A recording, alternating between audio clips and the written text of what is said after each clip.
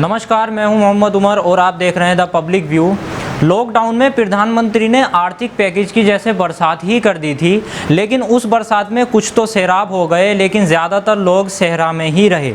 इसी तरह से मोदी जी ने एक और पैकेज का ऐलान कर दिया है। ये पैकेज पूरे 1 लाख करोड़ का है। पीएम किसान के तहत पीएम मोदी ने कहा कि कृषि मंत्रालय ने छुट्टी होने के बावजूद रविवार का दिन इसलिए चुना क्योंकि आज बलराम का जन्मदिन है। किसान बलराम जी की पूजा करता है। मैं सभी देशवासियों, विशेषकर किसानों को हल छठ की शुभकामनाएं देता हूं। देश में कृषि से जुड़ी सुविधाओं के लिए 1 लाख करोड़ रुपए का फंड लॉन्च किया गया है। इससे गाँव-गाँव में भंडारण और आधुनिक कोल्ड स्टोरेज तैयार करने में मदद मिलेगी। गाँवों में रोजगार पैदा होंगे। पीएम ने कहा कि 8.5 करोड़ किसानों के खाते में स्विच दबाते ही 17,000 करोड़ रुपए जमा हो गए। कोई बिचौलिया नहीं, सीधा किसानों के खातों में पैसा चला गया। संतोष इस बात का है कि इस योजना का लक्ष्य हासिल हो रहा है। हर किसान परिवार के पास सीधे मदद पहुंचे, इस उद्देश्य में योजना सफल रही। 22,000 करोड़ रुपए तो केवल कोरोना लॉकडाउन के दौरान पहुंचाए गए हैं।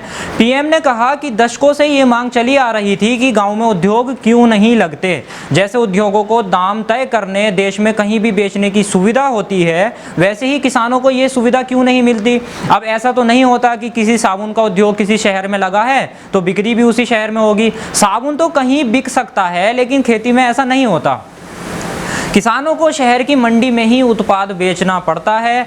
कि पीएम ने कहा कि अब यह खत्म कर दिया गया है। अब जो उसे ज़्यादा कीमत देता है उसके साथ अपने फसल का सौदा कर सकता है। पीएम ने कहा कि नए कानून के तहत किसान अब उद्योगों से सीधे समझौता कर सकता है। इससे किसानों को फसल की बुआई के समय तय दाम मिलेंगे, जिससे उसे कीमतों में होने वाली गिरावट से राहत मिल जाएगी। हमारी खेती में पैदावार समस्या नहीं है, बल्कि उपज की बर्बादी समस्या रही है। इससे किसानों और देश को नुकसान होता है। इसी से निपटने के लिए एक तरफ कानूनी अड़चनों को दूर किया जा रहा है और किसानों को सीधे मदद की जा रही है। पीएम ने कहा कि आवश्यक वस्तुओं से जुड़ा एक कानून दशकों पहले बना था। अब वो इसलिए बना था क्योंकि तब अनाज की कमी थी। आज अनाज की अधिकता थी, इसलिए उस कानून से नुकसान होता था। लेकिन ये कानून अब तक लागू था, जिसकी अब कोई ज़रूरत नहीं है। गाँवों में इंफ्रास्ट्रक्चर नहीं बन पाए, इसका भी एक बड़ा कारण यही है। इस कानून का बहुत दुरुपयोग हुआ। अब कृषि व्यापार को इस डर से मुक्त कर दिया गया है। अब कारोबारी गाँवों में स्टोरेज बनाने के लिए आगे आ सकते हैं। पीएम ने कहा कि देश के अलग अलग जिलों में गाँवों के पास ही कृषि उद्योगों के क्लस्टर बनाए जा रहे हैं। हम उस स्थिति की ओर बढ़ रहे हैं जिससे गाँव के कृषि उद्योगों के उत्पाद शहर जाएंगे और शहर से उत्पाद तैयार होकर आएंगे। कृषि आधारित जो उद्योग लगने वाले हैं उनको कौन चलाएगा? उसमें भी छोटे किसानों के बड़े समूह एफपीओ चलाएंगे। इसके लिए बीते 7 साल से किसान उत्पादक समूह बनाने का अभियान चलाया जा रहा है। आने वाले समय में 10,000 एफपीओ पूरे देश में बने। इसके लिए सभी राज्यों के साथ मिलकर काम को बढ़ाने पर बल दिया जा रहा है।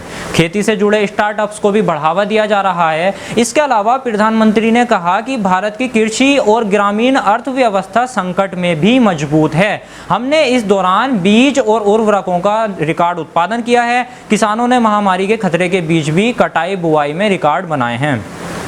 पीएम मोदी ने कहा कि देश में आज समस्या कृषि उत्पादन को लेकर नहीं, बल्कि कटाई के बाद होने वाले नुकसान को लेकर अधिक है। उन्होंने कहा कि कृषि अवसंरचना कोष, कटाई फसल प्रबंधन अवसंरचना और सामुदायिक कृषि परिसंपत्तियों जैसे कि शीत भंडारगृह, कोल्ड स्टोरेज, संग्रह केंद्रों, फिर संस्करण इकाइयाँ आदि बनाने में मददगार होगा। तो प्रधानमंत्री ने आज 1 लाख करोड़ के पैकेज की घोषणा की पीएम किसान के तहत, और ये थी कुछ उसकी खास जानकारी। देखते रहिए पब्लिक व्यू। नमस्कार।